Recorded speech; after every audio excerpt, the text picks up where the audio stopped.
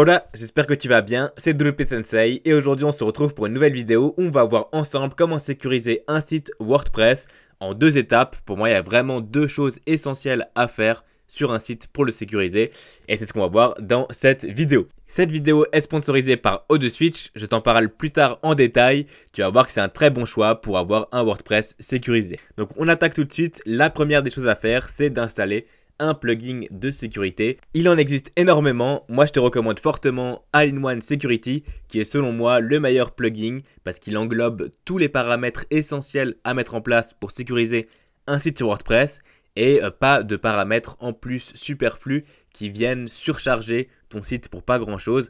Je pense notamment à WordFence qui est un petit peu plus populaire mais qui va t'amener beaucoup trop d'options, tu vas vite être perdu là-dedans et ça va alourdir ton serveur et ton site web et le rendre un petit peu plus lent. Donc moi je te conseille plutôt d'utiliser All-in-One qui est plus optimisé à ce niveau-là. Et donc je t'invite à l'installer, à l'activer et on va voir toutes les options en détail. Une fois activé, tu vas avoir un nouvel onglet qui va apparaître en bas à gauche de ton WordPress qui s'appelle WP Sécurité. Donc on va cliquer dessus, tu vas atterrir sur un tableau de bord récapitulatif du plugin. Ça ne va pas spécialement nous intéresser. Ensuite, tu as un onglet paramètres. Là, c'est plus des paramètres autour du plugin. Par exemple, si tu as envie d'enlever, de supprimer tous les settings du plugin, tu peux aller ici. Ou alors, tu peux aussi enregistrer ton htaccess ou ton wp-config.php. À partir de ces onglets-là, tu peux importer, exporter les paramètres pour les importer, les dupliquer sur un autre site. Donc ça, c'est pratique si tu as plusieurs sites à sécuriser. Donc voilà, c'est plus des options générales du plugin que des options vraiment de sécurité. Donc on va aller tout de suite sur l'onglet en dessous qui s'appelle User Security. Et donc la première des choses que tu vois, c'est qu'il va te proposer de changer le nom de ton admin, de ton utilisateur administrateur, si jamais il n'est pas sécurisé. Là, c'est l'exemple parfait. J'ai utilisé le nom admin pour ce compte WordPress, ce que font la majorité des gens, et moi-même y compris, ce qui n'est pas terrible pour la sécurité, parce que évidemment, les bots qui vont attaquer ton site web et qui vont essayer de se connecter vont premièrement utiliser ce nom de connexion parce que c'est vraiment le plus utilisé. Et donc là, tu peux le changer et demander un nouvel ID d'utilisateur administrateur pour le remplacer. Ce que tu ne peux pas faire si tu vas dans l'onglet compte ici de ton compte WordPress. Donc si je vais dans admin, tu vas voir qu'on va pouvoir changer l'adresse email du compte. On peut changer le pseudonyme. Par contre, l'identifiant, on ne pourra pas le modifier malheureusement nativement sur WordPress. Et donc avec ce plugin là, on va pouvoir le modifier donc juste en le complétant ici et en cliquant sur changer d'ID d'utilisateur. Ce qui est recommandé, donc je te conseille de le faire si jamais tu vas utiliser le nom de compte admin qui est un peu trop simple à utiliser sur WordPress. Ensuite, tu vas dans Login Lockout. Ici, tu vas pouvoir choisir plusieurs options, notamment bloquer à partir d'un certain nombre maximal de tentatives de connexion échouées. Donc ça peut être vraiment utile justement pour éviter cette attaque de bot. Donc au bout de par exemple 3 échecs, automatiquement le plugin va bloquer l'utilisateur et sur une certaine durée. Donc on peut choisir la durée ici, par exemple 60 minutes. Ou 5 minutes ici par exemple entre les tentatives de connexion. Là tu peux vraiment paramétrer comme tu veux le blocage et à partir du nombre que tu souhaites de tentatives de connexion. Donc ça c'est vraiment un réglage de base que je t'invite vraiment à mettre en place. Alors attention, si le site est utilisé par beaucoup de personnes, notamment des personnes plus ou moins âgées, 3 tentatives c'est pas beaucoup, donc si elle se trompe 3 fois elle risque d'être bloquée. Voilà, tu peux augmenter à 5 tentatives, 6 tentatives si tu as envie. Comme ça, tu sécurises le site contre les bots, mais au moins tu ne perturbes pas les utilisateurs du site web, notamment voilà, s'ils sont un peu âgés, qui n'ont pas forcément l'habitude d'écrire beaucoup sur le clavier, ce qui peut aussi arriver. Donc voilà. Attention à ça, je tenais à te le préciser. Tu peux être notifié par email si tu as envie au bout des tentatives pour savoir si quelqu'un a été bloqué ou pas. Si jamais tu as la possibilité de mettre en place une whitelist, donc une liste blanche d'adresses IP, justement pour éviter des blocages inutiles. Donc voilà. Ensuite, tu as l'onglet forcer la déconnexion. Ça, c'est si tu veux forcer une déconnexion après X minutes. Donc par exemple ici 60 minutes, automatiquement, on va déconnecter la personne. Tu peux voir la liste des utilisateurs actuellement connectés sur le site ici et tu peux évidemment les bloquer si jamais tu vois que un utilisateur ne devrait pas être connecté à ce moment-là, c'est qu'il y a peut-être un problème. Là, tu peux bloquer l'utilisateur et le déconnecter. Donc voilà, ça peut être pratique. Et après, le reste ne va pas nous servir à grand-chose. C'est des options de sécurité un petit peu moins utiles. On va passer à l'onglet suivant. Donc l'onglet suivant, c'est sécurité BDD. BDD qui veut dire base de données. La base de données, c'est la base qui va interagir avec ton site WordPress et qui va être appelée dès que tu fais une modification sur ton panel.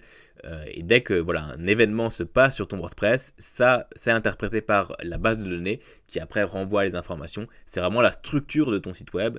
Et si un hacker accède à cette base-là, il a accès à tout et il peut tout modifier. Donc c'est important d'avoir une base de données qui est sécurisée. Et quand tu crées ta base de données avec ton hébergeur, en général, ta base de données aura comme préfixe de table WP underscore, qui est le préfixe de base de WordPress. Et ça, c'est du coup une information que les robots qui attaquent le site utilisent. Et c'est le premier préfixe que ces robots-là vont chercher, utiliser pour hacker le site web. Donc là, le plus important, c'est de ne pas avoir justement ce WP underscore. Tu vois que là, il détecte que j'ai bien ce WP underscore et qu'il faut le modifier. Enfin, il me conseille de le modifier et je te conseille également de le modifier. Là, tu peux choisir ou de changer manuellement le préfixe de base de données avec ce que tu veux comme lettre. Donc voilà, autre chose que WP. Ou alors, tu peux laisser le plugin générer un préfixe de 6 caractères au hasard, aléatoire. Donc voilà, ça c'est toi qui vois ce que tu préfères faire. En tout cas, l'idéal c'est de ne pas garder ce WP et de le changer par autre chose. Comme ça, les robots auront plus de mal à hacker ta base de données. Dans sauvegarde de base de données, tu peux effectuer une sauvegarde. On va voir plus tard qu'il y a d'autres moyens de faire des sauvegardes qui sont plus pratiques que celle-ci. Mais sache que tu peux sauvegarder depuis ce plugin aussi. On passe maintenant à l'onglet File Security, qui est l'onglet qui va te permettre de voir justement s'il y a des failles de sécurité dans tes fichiers. Et il va te permettre notamment de gérer tout ce qui est autorisation de fichiers avec les droits d'écriture, de lecture et d'exécution. Je ne sais plus exactement l'ordre de ces droits-là, mais c'est ce qui est déterminé par les chiffres que tu vois ici, par exemple 755. Et il va te détecter si jamais il y a des droits à régler, notamment par exemple ici sur le wp-config.php. Il me conseille d'appliquer le réglage des autorisations recommandées pour ce fichier-là. Donc tu as juste à cliquer dessus et automatiquement ça va appliquer les nouveaux droits. Ça te permet de rester sécurisé sur tes fichiers. Dans l'onglet File Protection, ici, tu vas pouvoir choisir de supprimer le readme.html, le licence.txt et le wp-config sample qui sont des fichiers qui ne servent à rien.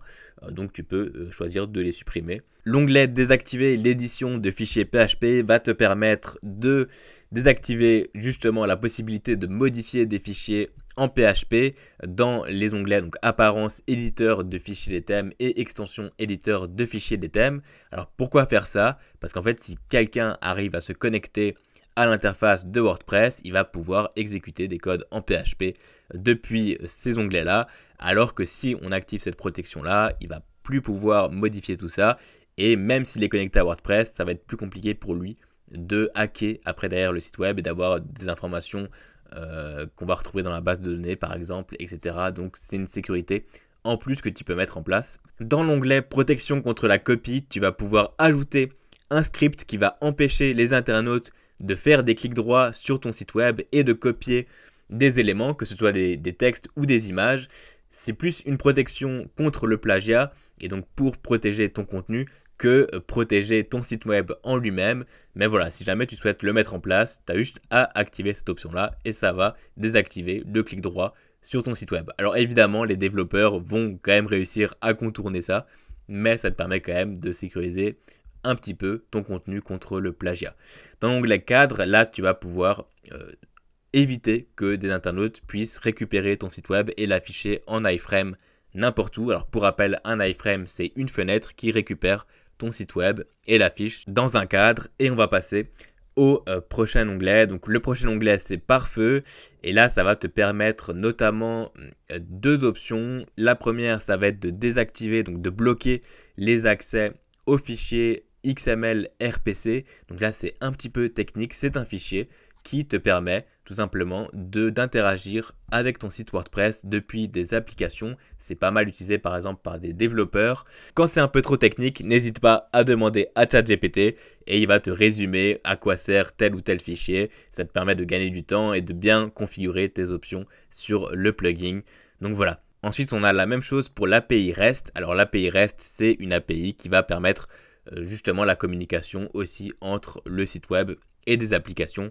Et donc là, tu peux choisir de la désactiver depuis cette interface. Ici, tu as encore d'autres options comme désactiver le flux RSS de ton WordPress, comme ajouter de la protection sur les commentaires en évitant les commentaires par proxy, ou encore de refuser les chaînes query incorrectes, ou encore d'activer le filtre avancé de chaîne de caractères. Donc ça permet aussi de te sécuriser, notamment sur les bots.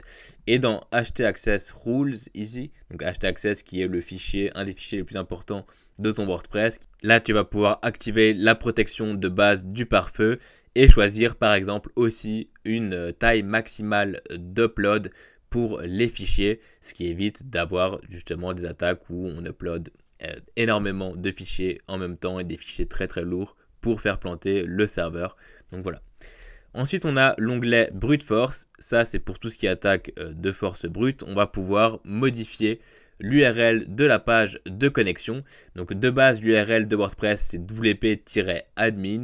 Et ça, tu peux le changer grâce à ce plugin-là. Parce que justement, comme c'est une URL qui est utilisée sur toutes les installations de WordPress, les bots en ont bien conscience et vont utiliser cette URL de connexion pour faire les tentatives de connexion. Si tu changes cette URL, il va falloir qu'ils trouvent l'URL de connexion avant de faire les tentatives de connexion, ce qui te permet d'ajouter une petite protection supplémentaire. Et là, tu peux choisir l'URL que tu veux. Il faudra bien, par contre, la partager avec les utilisateurs de ton WordPress ensuite. Et il ne faudra plus te tromper et aller sur la page wp-admin parce que ça ne marchera plus. Ensuite, tu as l'onglet Captcha Setting qui est vachement utile. Il va te permettre d'installer un reCAPTCHA. Donc là, tu peux choisir ton reCAPTCHA, par exemple la version 2, la classique où on a des images à sélectionner de Google. Tu peux rentrer tes clés de site, donc la clé de ton CAPTCHA et la clé secrète.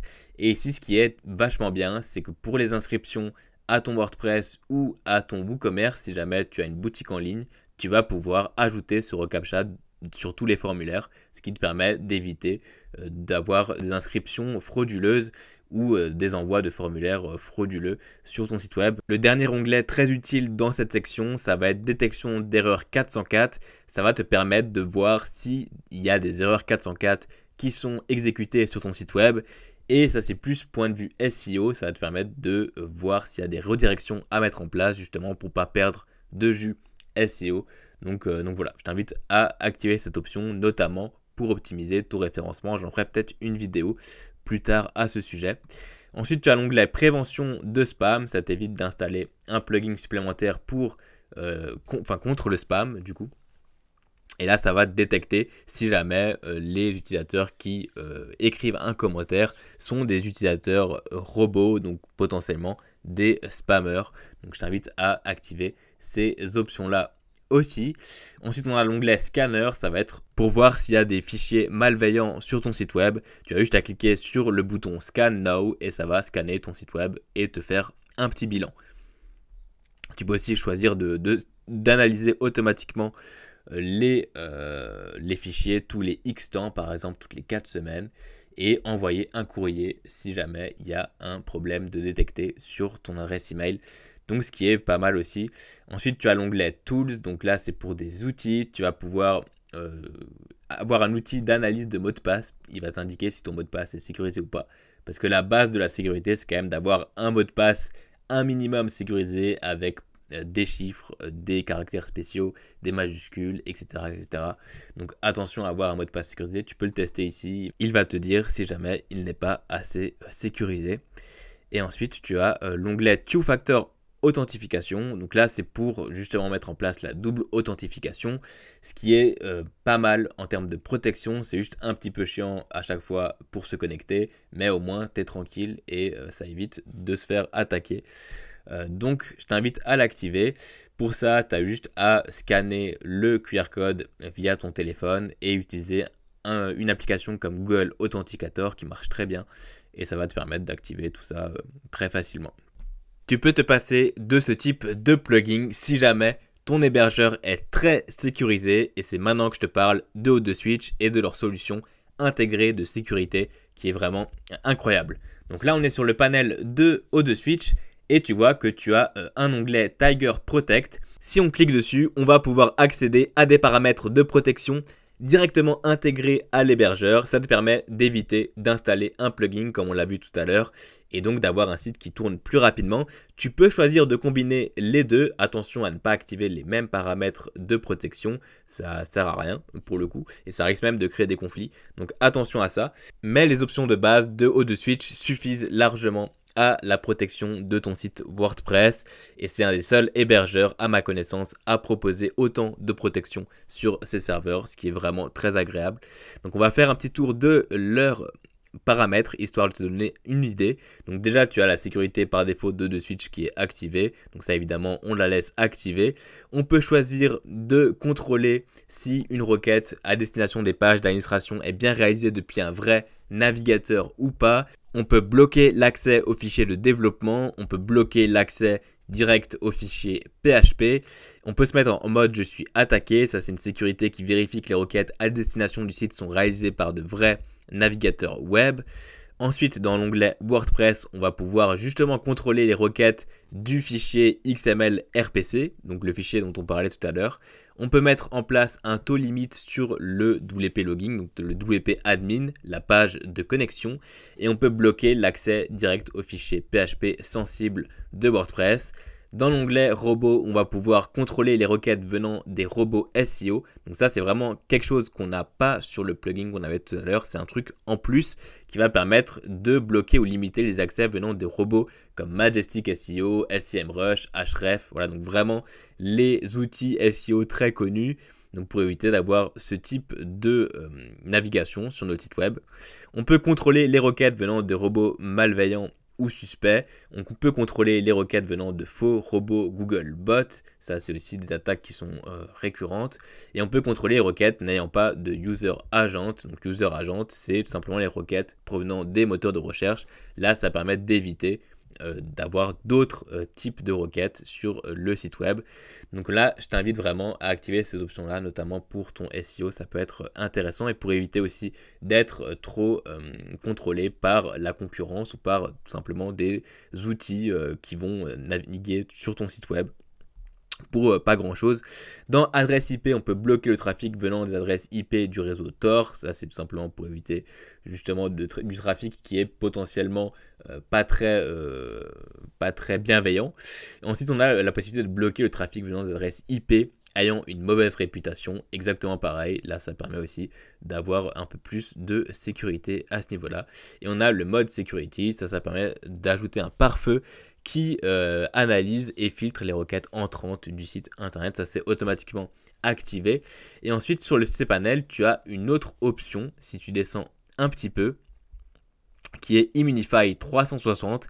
Et ça, c'est un antivirus automatiquement activé sur ton espace O2Switch qui va analyser en continu s'il y a des fichiers malveillants sur ton site web et il va automatiquement les traiter si jamais il y a un souci.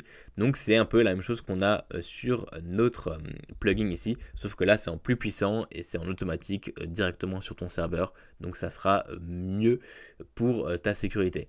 Si tu es intéressé à être hébergé chez eux, je te mets le lien en description. En ce moment, il y a des offres particulièrement intéressantes. Tu peux les cumuler avec le code promo WPSensei10 qui va t'ajouter 10% supplémentaires. Et ça permet aussi de soutenir la chaîne, donc merci à toi. Tu as le choix entre 3 offres, l'agro, la cloud et la pro. Je te conseille de partir sur la cloud qui est la moins chère la première année. Elle est à 21 € hors taxe, qui est vraiment pas grand chose, sachant que tu as en plus le nom de domaine offert, dont renouvellement. Tu as tout en illimité et là où va se faire la différence entre ces 3 formules, ça va être au niveau des performances. Donc tu vois qu'ici pour l'agro, on a 8 CPU et 16 Go de RAM. Pour la cloud, on a 12 CPU et 48 Go de RAM. Et pour la pro, on a 24 CPU et 64 Go de RAM. Donc même l'agro, elle explose la concurrence en termes de rapport qualité-prix. 16 Go de RAM, c'est déjà très bien. Là, avec 48 Go de RAM, tu vas avoir des serveurs qui sont hyper performants et un site qui tourne très rapidement. Donc voilà, je te mets tous les liens en description. Merci à O2Switch. La deuxième étape pour sécuriser ton site WordPress, c'est d'effectuer des sauvegardes. Donc pour ça, tu as un plugin qui est très populaire qui s'appelle Updraft. Je t'invite à l'installer et à l'activer. Et une fois que c'est fait, tu auras un nouvel onglet ici à gauche, donc Updraft Plus, et il va te permettre d'effectuer des sauvegardes de ton site web, donc ou des sauvegardes automatiques ou des sauvegardes manuelles. Donc pour sauvegarder manuellement ton site, tu as juste à cliquer sur sauvegarder. Là, tu peux choisir ce qui est inclus dans la sauvegarde. Je te recommande de sauvegarder la base de données et les fichiers en même temps à chaque fois. Parce que si tu as uniquement les fichiers, mais que tu n'as pas la base de données, tu ne vas pas pouvoir récupérer ton site web et inversement. Donc, je t'invite vraiment à laisser ces deux cases cochées. Tu cliques sur sauvegarder et ça va te créer des paquets de ton site web que tu vas pouvoir télécharger et stocker sur ton disque dur.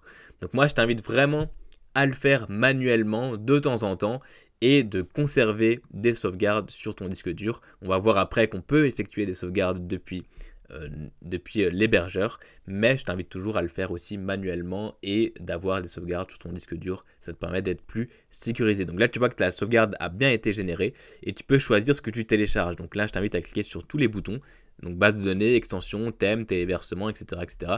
Et à chaque fois, à télécharger sur l'ordinateur chaque élément. Donc, clique sur télécharger sur votre ordinateur, ça va automatiquement télécharger les éléments. Et le jour où tu veux remettre en place une sauvegarde, tu as juste à cliquer sur téléverser des fichiers de sauvegarde et à glisser ce que tu as téléchargé ici pour remettre en place un site. Tu peux aussi migrer et cloner un site web à partir de cet outil-là. C'est pas le meilleur pour ça, je te conseille plutôt All-in-One WP Migration, mais sache que tu peux le faire aussi avec ce site-là. Et si tu vas dans dans réglages, tu peux choisir de faire des sauvegardes automatiques. Donc toutes les 2 heures, 4 heures, 8 heures, 12 heures, tous les jours, toutes les semaines ou tous les mois par exemple. Je t'invite à le faire toutes les semaines, ça suffit largement, voire tous les jours si tu veux. Mais toutes les 2 heures, ça ne servira pas à grand chose et ça va ralentir ton site. Donc je t'invite vraiment à le faire uniquement minimum tous les jours, ce qui suffit largement. Tu peux choisir le nombre de sauvegardes que tu retiens, donc par exemple 2. Je t'invite à en garder un petit peu plus, peut-être 3 ou 4. Et tu peux choisir où est-ce que tu envoies, donc ça va pareil pour la base de données, hein, donc fichier base de données, et tu peux choisir où est-ce que tu envoies cette sauvegarde-là, si tu l'envoies sur un espace de stockage distant, comme un Dropbox, comme un autre FTP, donc un autre serveur, comme Microsoft par exemple, Google Drive, par email. Donc voilà, tu choisis vraiment où est-ce que tu envoies cette sauvegarde. Moi personnellement, je n'utilise pas cette sauvegarde automatique parce que l'hébergeur que j'utilise, donc O2Switch, permet la sauvegarde automatique. C'est ce qu'on va voir tout de suite, mais je te conseille quand même d'effectuer de temps en temps des sauvegardes manuelles sur ton disque dur pour être tranquille. Et donc sur O2Switch, si tu vas dans le cPanel, tu as un onglet outils où tu vas retrouver cette icône-là, Jet Backup 5. Si tu cliques dessus, on va retrouver toutes les sauvegardes, donc le nombre de sauvegardes qui ont été effectuées. Si tu vas dans l'onglet Restore et Download, tu vas pouvoir justement restaurer une ancienne sauvegarde ou la télécharger pour la placer sur un disque dur ou où tu veux. Là, l'avantage, c'est que ça se fait automatiquement et sur un journal ou de 30 jours ou de 45 jours ou de 90 jours, ça dépend de ta formule. Donc voilà, si tu combines l'installation d'un plugin de sécurité ou que tu utilises des paramètres de sécurité via ton hébergeur et qu'en plus tu effectues des sauvegardes via ou un plugin ou des sauvegardes automatiques via ton hébergeur, tu es totalement sécurisé. Et même s'il arrive quelque chose qui a peu de chances d'arriver, comme tu as bien sécurisé le site web, tu as les sauvegardes, donc tu peux revenir en arrière et remettre ton site en ligne. Et donc avec ces deux méthodes-là, avec ces deux applications, tu te sécurises à 100% et tu peux rester tranquille, dormir tranquille. Donc voilà, merci à toi d'avoir regardé cette vidéo jusqu'au bout. Si tu as des questions, n'hésite pas à me les poser en commentaire, je réponds vraiment à tout le monde. Tu peux aussi rejoindre le Discord de la communauté. Si tu veux réserver un appel avec moi, tu peux via mon lien Calendly. Je te souhaite une très bonne journée, une très bonne soirée en fonction de l'heure à laquelle tu as regardé cette vidéo. Et puis je te dis à très bientôt pour un prochain tuto sur WordPress. Bye!